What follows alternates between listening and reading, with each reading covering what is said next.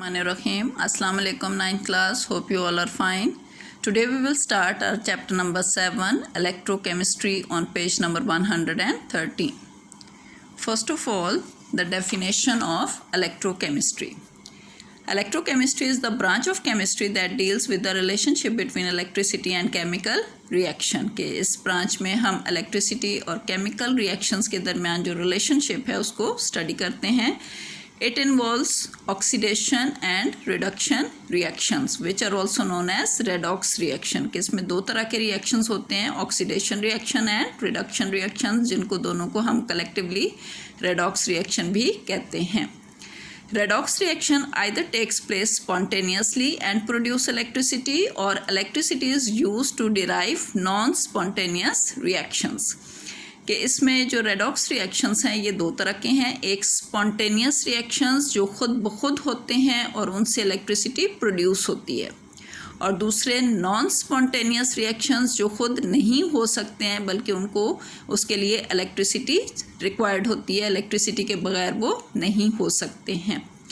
Spontaneous reactions are those which takes place on their own without any external agent. कि spontaneous reaction खुद ब खुद होते हैं, उन्हें किसी external agent की ज़रूरत नहीं होती है. While non-spontaneous reactions are those which takes place in the presence of any external agent, यानी इनको बाहर से कोई एनर्जी चाहिए होती है होने के लिए, जैसे इलेक्ट्रिसिटी की ज़रूरत होती है इनको, तब ये रिएक्शंस होते हैं. These reactions takes place in galvanic और electrolytic cell. अब जिन सेल्स के अंदर ये रिएक्शन होते हैं उनको हम या तो galvanic cell कहते हैं या फिर electrolytic cell कहते हैं. galvanic cell में spontaneous reactions होते हैं, जबकि electrolytic cell के अंदर non spontaneous reactions होते हैं. हम आगे जाके इस चैप्टर में हम इनकी कुछ एग्जांपल्स भी पढ़ेंगे, नॉन स्पॉन्टेनियस और स्पॉन्टेनियस दोनों किस्म के रिएक्शंस की. नेक्स्ट है ऑक्सीडेशन एंड रिडक्शन रिएक्शंस. जो ऑक्सीडेशन और रिडक्शन रिएक्शंस होते हैं इनके डिफरेंट कॉन्सेप्ट्स हैं.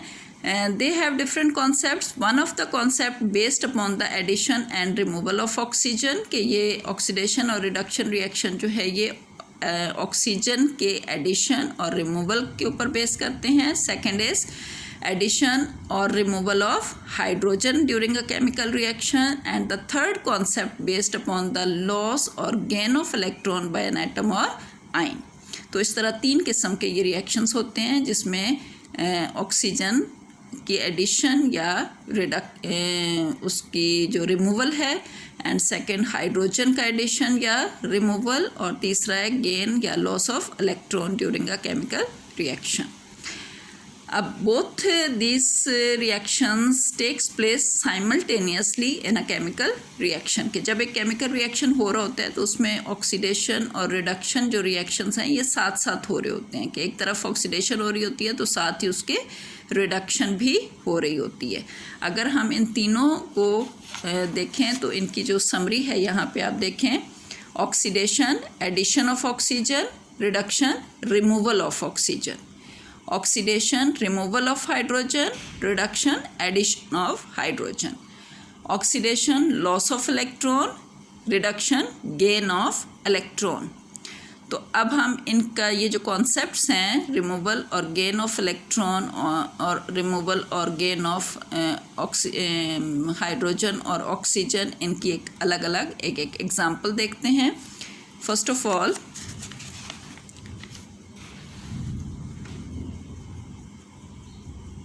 This is the example of removal of oxygen और addition of oxygen. Here we have zinc oxide which reacts with carbon to form zinc plus carbon dioxide. अब इस reaction में हो क्या रहा है, हमारे पास रिएक्टेंट्स हैं जिंक ऑक्साइड और कार्बन, और जब ये दोनों आपस में केमिकल रिएक्शन करते हैं तो हमारे पास प्रोडक्ट में आता है जिंक और कार्बन डाइऑक्साइड. तो अगर हम यहाँ पे देखें तो इनिशियली हमारे पास जो रिएक्टेंट है जिंक ऑक्साइड, ये रिएक्शन के बाद किस में कन्वर्ट हो गया, जिंक में. यहाँ पे क्या हुआ, removal of oxygen. Zinc oxide के साथ ऑक्सीजन थी, ये ऑक्सीजन रिमूव हुई और जिंक ऑक्साइड कन्वर्ट हो गया जिंक में. तो यहाँ पे क्या हुआ, removal of oxygen, and removal of oxygen is a reduction. ठीक है, तो इसका मतलब है यहाँ पे क्या हो रहा है, रिडक्शन हो रही है। Similarly carbon which is the other reactant reacts with zinc oxide to change into carbon dioxide. अब कार्बन जो है वो चेंज किस में हो रहा है, कार्बन डाइऑक्साइड में। इट मीन्स कि यहाँ पे क्या हो रहा है, एडिशन ऑफ ऑक्सीजन हो रही है। कार्बन के साथ एडिशन हुई है ऑक्सीजन की, तो यहाँ पे addition of oxygen, and addition of oxygen mean oxidation. तो both reactions are taking place in a chemical reaction के एक तरफ यहाँ पे रिडक्शन हो रही है तो साथ ही दूसरे के साथ ऑक्सीडेशन हो रही है। ठीक है, तो ये ऑक्सीजन की बेस पे ऑक्सीडेशन एंड रिडक्शन। एक और हम एग्जांपल लेते हैं जो कि बेस करती है removal and addition of hydrogen. Here we have hydrogen sulphide plus chlorine.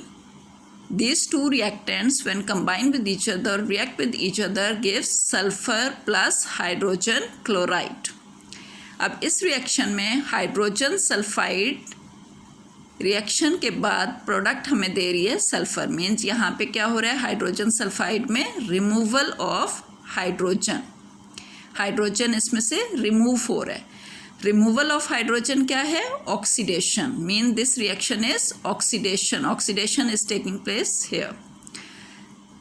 जबकि सेकंड में क्लोरीन जो है ये किस में कन्वर्ट हो रही है, हाइड्रोजन क्लोराइड। मीन्स यहाँ पे क्लोरीन के साथ हाइड्रोजन ऐड हो रहा है, एडिशन ऑफ हाइड्रोजन।